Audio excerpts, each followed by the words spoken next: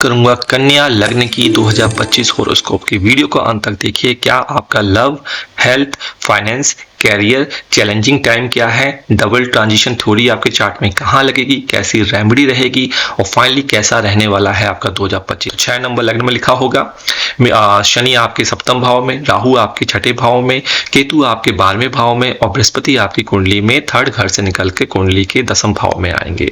तो लव लिहाज की मैं बात कर लूं, यह साल रिश्तों के लिए बहुत ही शुभ रहेगा। आपके निजी रिश्तों में सुधार होगा, आपके वैवाहिक जीवन में खुशियों के चार चांद लगेंगे। इस साल आपको प्यार के खूबसूरत एहसास का अनुभव होगा। आप अपने पार्टनर के साथ 7 जन्मों का रिश्ता महसूस करेंगे। बहुत ज्यादा क्लोज कनेक्टिविटी जो है आप एक दूसरे के साथ फील करेंगे। इस साल पार्टनर का थोड़ा ध्यान आपको रखना चाहिए। आप अपनी ही धुन में मस्त रहेंगे और अपने पार्टनर की फीलिंग्स को नजरअंदाज कर सकते हैं, क्योंकि शनि आपकी कुंडली के सप्तम भाव में है।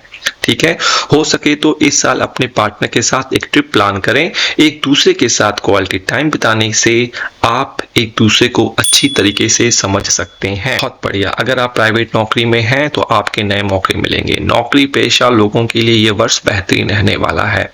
आप अपने टैलेंट के दम पर अपना नाम कमाने में कामयाबी हासिल करेंगे। कन्या राशि वालों के लिए यह वर्ष पिछले वर्ष की तुलना में ज्यादा बेहतरीन नजर आ रहा है। आपको बिजनेस में, व्यापार में, सर्विस सेक्टर में और फाइनेंशियल स्टेटस में सुधार देखते हुए नजर जो है वो 2025 में बनती हुई नजर आ रही है। मई के बाद से इनका प्रभाव समाप्त हो जाएगा और स्वास्थ्य पहले की तुलना में बेहतर हो जाएगा। ठीक है जी। इसी कारण से स्वास्थ्य पूरी तरह से ठीक रहे ये जरूरी नहीं है।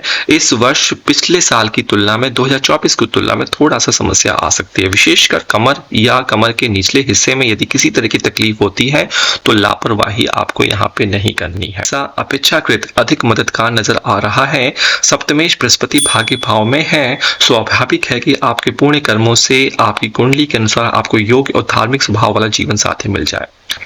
आप सेविंग करेंगे, आप अच्छे पैसिव इनकम के सोर्स बनाएंगे। साल की शुरुआत से लेकर मई महीने के मध्य तक धन के कारक बृहस्पति का गोचर आपके लिए अच्छी खास अनुकूलता दे रहा है। प्रेगनेंसी के चांस देखिए, शनि महाराज का जो है प्रभाव कुंडली के सप्तम भाव पे रहने वाला है। ठीक है, तो और जुपिटर का कुंडली के दूसरे घर पे रहने वाला है धन भाव में, तो ये एक्सटेंशन ऑफ फैमिली का है। तो जी हाँ, यहाँ से कह सकते हैं कि आप अगर फैमिली प्लानिंग की कोशिश कर रहे हैं, पहले संतान की कोशिश कर रहे हैं, दूसरे संतान की कोशिश कर रहे हैं, तो बहुत बढ़िया हो सकता है। ना केवल अगर आपकी संतान हो गई है, अगर आप उनकी स्टेबिलिटी, उनके एडमिशन की सोच रहे हैं तो बृहस्पति की शुभ नजर पड़ रही है, तो आप उनका एडमिशन भी मन चाहे कॉलेजेस में, मन चाहे क्रच में, डे केयर में आप आसानी से करवा सकते हैं। कोई भी समस्या जो है वो आपको यहाँ पे नहीं होगी। अब कन्या राशिफल की बात कर रहा हूँ, तो आपकी देखिए जुपिटर का गोचर कैसा रहने वाला है 2025 में, इसको ध्यान से सुनिए है। देखिए बृहस्पति देव जो है आपकी कुंडली के चौथे और 7वें घर के स्वामी हैं। चौथे घर में 9 नंबर, 7वें घर में 12 नंबर की राशि पड़ती है। तो 2025 में जब इनका गोचर होगा तो बृहस्पति महाराज टॉरस से निकलेंगे और जहाँ पे 3 नंबर जेमिनी लिखा है वो वहाँ पे प्रवेश करेंगे। तो बृहस्पति ग्रह आपकी राशि से 10वें भाव में प्रवेश करेंगे, जो कि आपके कर्म का भाव है। अब ये कर्म वाले भाव पर आएंगे तो यहाँ से नजर डालेंगे। ठीक है, कहाँ कहाँ नजर डालेंगे? कर्म वाले भाव से 5वीं नजर आपकी कुंडली के दूसरे घर पे, 7वीं नजर कुंडली के चौथे घर पे और वहां से 9वीं नजर डालेंगे सीधे सीधे कुंडली के छठे घर पे, जो कि उपाच्य घर है, जो कि ग्रोथ का घर है। तो यहाँ पे आपको कार्य क्षेत्र में कुछ समस्याओं का सामना करना पड़ सकता है। तो ओवर कॉन्फिडेंस से आपको बचना है, नहीं तो आपके अच्छे काम भी अटक सकते हैं। हर चीज को प्रॉपर्ली से चेज करना आपको होगा। थोड़ी सी इंटेलिजेंसी का और क्लेवरनेस का यूज आपको करना होगा। और अगर आपको लगता है मुझे कोई कार्य नहीं आता है तो उसे सीखिए और सीख कर उसे आगे करने की कोशिश कीजिए। हर जगह अपना हाथ ऊपर उठाकर ये मत बताइए कि मुझे ये कार्य आता है और मैं कर लूंगा, नहीं तो जिम्मेदारियां निभाने के चक्कर में घर की से भी दूरी हो जाएगी, पैसे भी कम आएंगे और सेहत की भी इश्यू हो जाएगी आपको। मैंने क्या बताया था वीडियो के स्टार्टिंग में, राहु जो होता है छठे घर पे शुभ फल देता है, पराक्रम दिखाता है। तो भाई आप अपने शत्रुओं पर विजय प्राप्त करेंगे, आपकी हेल्थ में सुधार होगा। अगर आपके ऊपर डिवोर्स का कोई केस चल रहा है तो उसमें भी आपकी ही विजय होगी। अगर आपकी प्रमोशन नहीं हुई है नौकरी में तो प्रमोशन भी आपको मिल जाएगी, परंतु किसी भी विवाद में उलझने से बचें और आपको जो है संयम रखने की आवश्यकता। बस ये छोटी सी मेरी बात मान लीजिए, फिर देखिए राहु आपको कुछ नहीं तंग करेंगे, आपका बल्ले बल्ले है, बहुत बढ़िया रिजल्ट देगा। छठे भाव में है तो ये अच्छा ही कहा जाएगा गोचर आपके लिए, आपको अनुकूल दिखेगा, आपके जीवन की समस्याएं खत्म होती हुई दिखेंगी। आपके ऊपर कोई पुलिस का केस चल रहा है, उसमें भी आपको रिजल्ट अच्छा मिलेगा। अच्छे मित्र पुलिस वाले बन सकते हैं, लॉज वाले क्षेत्र से आपकी संबंध बढ़ सकते हैं। लेकिन मैं बता दूं, छठे घर में राहु जो है ये आपका बीमारी वाला घर भी है, तो ऐसा नहीं है कि सारे पॉजिटिव रिजल्ट देगा। ये health issue, minor health issue भी आपको ला कर देगा। आप कई बार 18 महीने में बीमार पड़ सकते हैं, तो आपको अपनी सेहत का ध्यान रखना है। लेकिन जितनी भी कंपटीशन होंगी, जितनी भी चुनौतियां होंगी, कैरियर से, कंपटीशन से, अगर आप किसी की तैयारी कर रहे हैं, लेकिन जैसे IBPS, RRB, UPPSC, staff nurse या फिर बैंकिंग की कोशिश कर रहे हैं, तो उनमें ये सफलता आपको दे सकता है। तो ये चीज आपको ध्यान रखना है। तो जो लोग नौकरी कर रहे हैं उनको अपने उन लोगों से ध्यान रखना चाहिए जिनको वो दिल खोल के हर बात बता देते हैं, क्योंकि वही आपके पीठ पीछे आपको धोखा दे सकते हैं और आपकी गहराई को खोदकर आपका नाम खराब कर सकते हैं। इसलिए आपको सदैव सावधान रहना होगा। यदि आपका कोर्ट कचहरी में, फिर से बता रहा हूं, कोई मामला अटका है तो आपका रिजल्ट आपके पक्ष में आएगा। देखिए, राहु छठे घर में बैठकर आपकी कुंडली के 3 घरों को देखेंगे, ठीक है। 5वीं नजर कुंडली के 10वें, तो ग्रोथ होगा कैरियर में। 7वीं नजर कुंडली के 12वें घर में, हेल्थ की तभी मैंने कहा सावधानी रखिए। हाँ, अगर बाहर जाने की सोच रहे तो उसके योग बन सकते हैं, क्लाइंट साइड पे जा सकते हैं।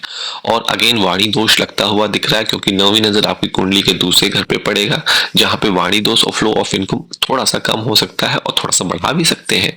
तो राहु जो है थोड़ा सा 10 में से मैं कहूं तो 7.5% आपके लिए अच्छा रिजल्ट देते हुए नजर आ रहे हैं। महाराज जो है अगर देखा जाए तो 5वें घर की और छठे घर के स्वामी है। 5वें घर में उनकी मकर पड़ती है और छठे घर में उनकी कुंभ पड़ती है। और 2025 में शनि महाराज जो हैं आपके 7वें भाव में गोचर होने जा रहे हैं, मतलब कि छठे घर से निकलेंगे और 7वें घर पर आएंगे, जो कि अच्छी साझेदारियों का भाव है, पार्टनरशिप का भाव है। तो इस दौरान आपका प्रेम विवाह होने का योग बन सकता है, ये बहुत अच्छी बात है।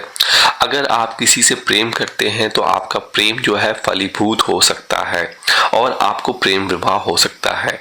अगर आप बीच में किसी इंटरमीडिएटर को डालेंगे, चाचा को डालेंगे, मामा को डालेंगे, तो जो विवाह से संबंधित समस्याएं आ रही हैं वो दूर हो जाएंगी।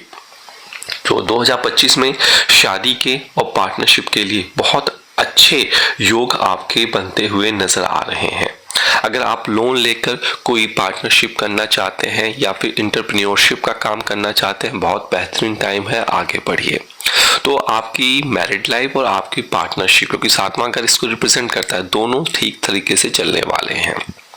देखिए, शनिदेव जो 7वें घर में होंगे तो आपके 9वें भाव में तीसरी नजर डालेंगे, आपके प्रथम भाव में 7वीं नजर डालेंगे और आपके चतुर्थ भाव में 10वीं नजर डालेंगे। तो आप धार्मिक यात्राएं या शॉर्ट ट्रैवल या फिर घूमने फिरने की मस्ती में बाहर जा सकते हैं। और जब आप बाहर जाएंगे तो आपकी थकावट भी बहुत ज़्यादा यहाँ पे बढ़ती हुई नजर आ रही है, लेकिन आपके मन को बहुत ज़्यादा सुकून मिलता हुआ नजर आ रहा है। देखिए, परिवार के सदस्यों में स्टेबिलिटी की कमी जुलाई से नवंबर के बीच दिखने को मिल सकती है 2025, क्योंकि उस वक्त शनिदेव जो है वो रेट्रोग्रेड होंगे, जिससे घर का माहौल जो है कुछ कमजोर सा आपको लगेगा। लेकिन इस मध्य आपको धैर्य से काम लेना होगा। यह जो गोचर होगा आपको लंबे समय तक इन्वेस्टमेंट और आपके लिए अच्छा संयोग दे रहा है। आपके संबंधों में उतार चढ़ाव आ सकते हैं। जब साल के मध्य में जो मंगल देव का गोचर जो है 7वें भाव पे जाएगा, या गोचर में मंगल देव 7वें घर को शनि को देखेंगे, तो वैवाहिक संबंधों में उतार चढ़ाव आ सकता है, आर्ग्यूमेंट आपके हो सकते हैं। इसलिए आप अपने रिश्ते में बिल्कुल सच्चे और वफादार बने रहें, ताकि वैवाहिक जीवन आप सुखद से एंजॉय कर सकें। और अगर आपको वैवाहिक जीवन में समस्याएं आ रही हैं तो देखिए किसी का लिया हुआ खाना आपको नहीं खाना है। पार्टनरशिप में भी इसी बात का आपको ध्यान देना है। और इसके पश्चात भी शनिदेव अगर आपको तंग करते हुए नजर आ रहे हैं तो हो सके शनि का छाया दान कर दीजिए, बहुत बढ़िया होता है। चलिए अब बात करते हैं हम तुला राशि फल की। अगर शनि आपकी कुंडली में तुला राशि फल की बात करें, अगर चंद्रमा आपका 7 नंबर में बैठा हुआ है तो शनि आपकी कुंडली के चौथे और 5वें घर के स्वामी होकर योग कारक ग्रह बन जाते हैं।